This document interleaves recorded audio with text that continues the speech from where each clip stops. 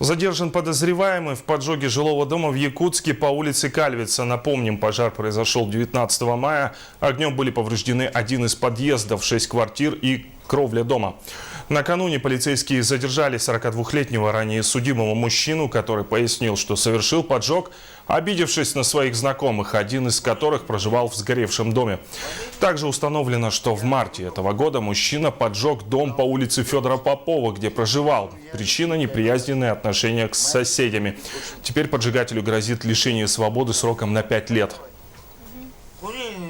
Вчера, 22 мая, сотрудниками полиции был установлен и задержан 42-летний ранее судимый мужчина, подозреваемый в совершении поджога дома по улице Кальвица, 4.